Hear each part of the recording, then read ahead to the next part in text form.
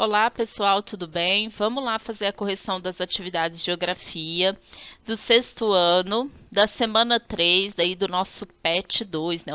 Nosso plano de estudo tutorado, ok? Então vamos lá, vamos ver aí, né, o que a semana 3 aí trouxe para nós. Então, a número 1, indique em seu caderno momentos marcantes da história da humanidade que contribuíram para a produção e transformação do espaço geográfico. Né? Então, lá no texto do nosso plano de estudo, ele vai trazer, né, momentos que marcaram a história, né, da humanidade e que vão mostrar, então, né, de que forma aí que o ser humano começou a transformar esse espaço. Né? Então, quando os primeiros humanos começaram a ocupar a superfície terrestre e a se relacionar com a natureza, eles então vão extrair recursos, né, necessários para a sobrevivência, né, lembrando que esses primeiros seres humanos eles eram coletores e caçadores, né, então eles coletavam e caçavam aquilo que eles iam consumir para sua sobrevivência. E assim, então, eles vão começar a transformar as paisagens e produzir o espaço geográfico.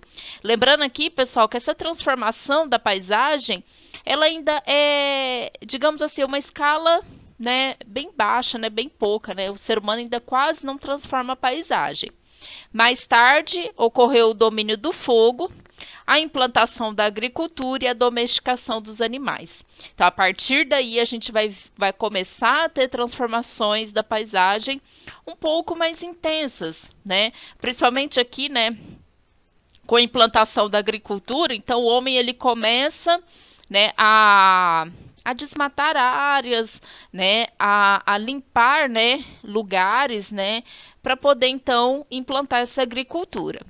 Posteriormente, a gente vai ter o surgimento das primeiras aldeias e cidades, e com o avanço da Revolução Industrial, né, que permitiu novas técnicas e o desenvolvimento dos meios de transporte e comunicação. Né? Aqui a gente vai ter, então, os principais, né, momentos aí da história da humanidade, ok? Então, aí, principalmente, né, a partir aí do surgimento, então, das primeiras aldeias e cidades, é que a gente vai ter, então, transformações, né, mais evidentes, né, na paisagem. Número 2, converse com pessoas mais velhas da sua família ou da sua comunidade sobre inovações, técnicas, instrumentos, novas tecnologias, que na opinião delas mudaram hábitos de vida ou atividades de trabalho. Procure conversar sobre o antes e o depois do uso das novas técnicas ou tecnologias, buscando identificar mudanças que aconteceram nos diversos lugares, como na moradia, na escola, na fábrica, nas lojas, etc. Registre a conversa no seu caderno. Aqui, pessoal, essa resposta ela é pessoal, né? Porque cada um vai conversar aí, né, com os seus familiares, né, pessoas ali da comunidade, certo? Mas aqui, né, eu trouxe aqui como uma sugestão de resposta, né, e até de repente para ajudar, para fazer vocês pensarem um pouco sobre essa questão, né? A gente pode citar aí como inovações nos utensílios e aparelhos domésticos que facilitaram muito a vida das famílias, né? Quando você vai conversar aqui sobre essas inovações, né, principalmente as inovações dentro de casa, eles mudaram o hábito então de vida, né, das pessoas, certo? A gente vai ter aí, né, como algumas inovações nesse antes e depois. Por exemplo, antes a gente usava fogão a lenha, agora a gente usa fogão a gás.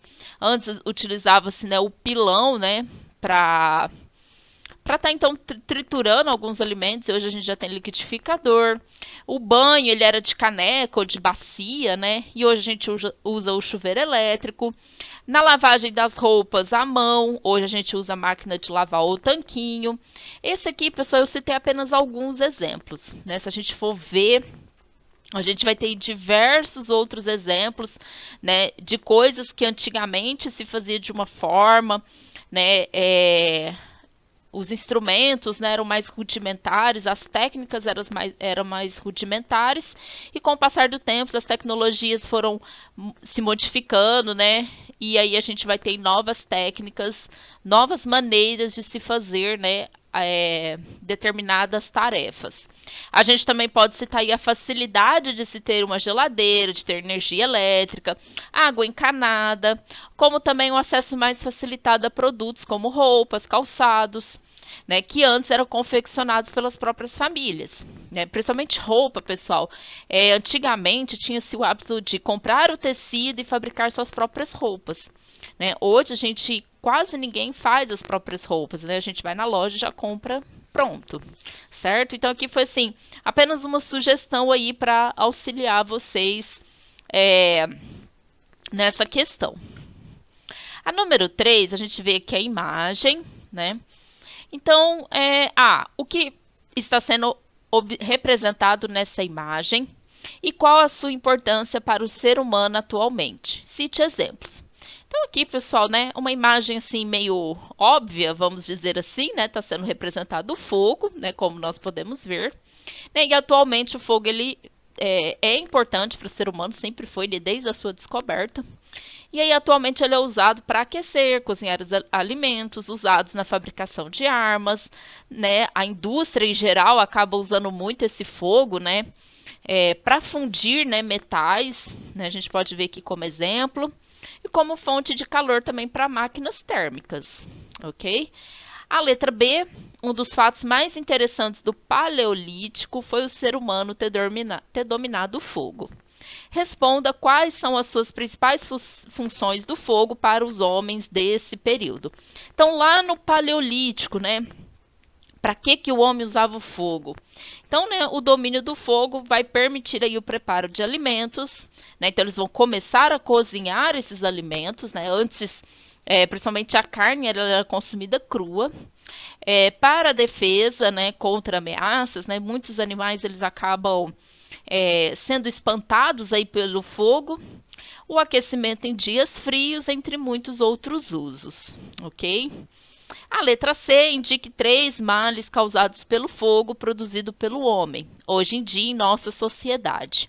Tá? Então, hoje na sociedade, a gente não só utiliza o fogo aqui para essas funções, né, que a gente citou aqui na letra A, mas também a gente vai ter aí alguns malefícios do fogo, né, como queimadas em área de vegetação natural, incêndios em áreas urbanas e doenças respiratórias causadas pela inalação da fumaça. A número 4, ele vai trazer aqui 2 imagens, né, 2 fotografias. Uma é de 1874, mostra que é a extração de látex, né, feita aí por um índio. E aqui, né, em 2019, a coleta de látex lá em Rondônia. Letra A, explique por que a frase a seguir é falsa. Então, aqui na letra A, ele vai trazer uma frase e já vai falar para a gente que a frase está falsa. Então, a frase vai falar o seguinte: os povos originários, né, no caso os índios, né, os povos originários aqui, né, da América, não tinham técnicas para extração e defumação do látex. Né? Então, ele está falando que os povos nativos aqui, né, não dominavam nenhuma técnica para extrair e defumar o látex. Né? Mas o que acontece, pessoal, é totalmente ao contrário. Né? Os índios colombianos, né,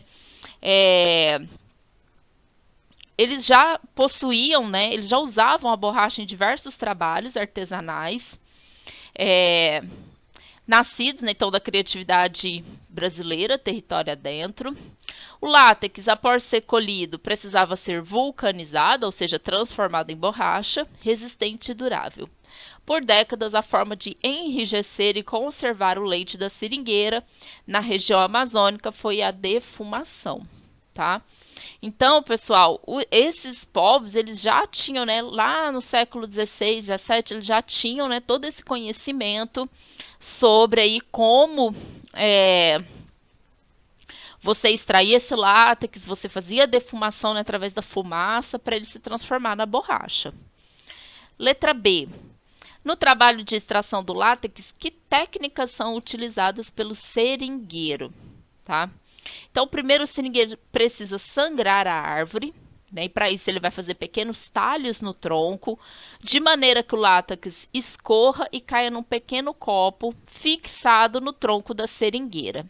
Tá? Quem já teve a oportunidade aí de já visitar ou ver, né, algumas seringueiras assim, mesmo que de longe, você vê, né, sempre uns copinhos, é, meio embaixo assim, né, mais pro final do tronco, né, ou no meio. E eles então vão fazer pequenos cortes no tronco para que esse látex, né, que é um líquido branco, escorra e caia dentro ali daquele copinho. Então, após esse procedimento, o látex passa por um processo de defumação para se transformar então na borracha. Então, ele vai para um local especial, onde que é tipo uma sala, né, cheia de fumaça, tem todo um procedimento ali que então vai transformar ele em borracha. Letra C, explique de que forma o trabalho, a técnica e a tecnologia se relacionam com a transformação das paisagens e do espaço geográfico. Cite exemplos que ilustrem sua resposta. Então, quanto mais o trabalho, a técnica e as tecnologias forem evoluindo ao longo do tempo, mais transformações nas paisagens observamos. À medida que o ser humano foi aprimorando as técnicas e desenvolvendo novas tecnologias, ele conseguiu transformar de forma mais rápida e profunda as paisagens e o espaço geográfico. Tá? Aqui faltou, né, eu colocar aqui os exemplos, né, mas aí como exemplo, pessoal, a gente pode, por exemplo, citar, eu gosto muito de falar aí para os meus alunos, o trabalho, né, de você cortar uma árvore. Então, antigamente, para se cortar uma árvore, você tinha que fazer tudo manual, era algo que demorava, né, um certo tempo, né, ali quando você já tinha um machado, você usava o machado, mas era algo um pouco mais trabalhoso, né, demorava para você conseguir cortar uma árvore. Hoje, né, com as técnicas mais avançadas, com as tecnologias, né, que foram evoluindo ao longo do tempo, você consegue cortar diversas árvores, né, em poucos minutos. Né? Então, hoje você tem uma motosserra, você tem aí, né, diversas tecnologias que conseguem, então, fazer com que uma árvore seja derrubada aí num espaço de tempo muito menor, certo? E aí que a gente também poderia citar aí, né, diversas outras formas de trabalho, de técnica, né? Por exemplo, a construção civil também evoluiu muito. Antes, né, para você construir uma casa, você demorava não sei quantos meses. Hoje, dentro de poucas semanas, você constrói uma casa. Assim que última, né, ele vai pedir aqui para observar a obra, uma obra da Tarsila do Amaral, Morro da Favela. É uma obra muito bonita, por sinal. Pense, né, no seu município e responda. Então, aqui cada um vai pensar, né, aí no município onde mora. Nós moramos aqui em Turama, né, então vamos ter como base o nosso município. Letra A, quais são as principais diferenças e semelhanças entre o meio urbano e o meio rural? O meio urbano vai possuir elevado número de pessoas com moradias concentradas, possui variedade de atividades industriais, serviços e comércios. Tá? Já o meio rural, pessoal, ele vai possuir menor número de pessoas e vai concentrar atividades agropecuárias, extrativismo e agroindústrias. A semelhança é que ambos ambientes abrigam populações humanas, certo? Então aí a gente vai ter o meio urbano, né, as cidades, né, com grande concentração de pessoas. O meio rural, então, vai possuir, né, uma menor quantidade. Essa é uma das principais diferenças. Letra B, onde estão localizadas as igrejas, né? As igrejas em nosso município se localizam nas principais ruas e avenidas da cidade, principalmente na parte central, né? A gente vai ter as igrejas concentradas, então, principalmente no centro da cidade, né? Na parte mais central e nos bairros que foram surgindo ali, os primeiros bairros que foram surgindo logo, né, ao entorno do centro, tá? Letra C, quais e como são os espaços de convívio com outras pessoas? Tá? Então, os espaços vão ser diversos, né? A gente vai ter praças, né? As próprias igrejas e feiras também.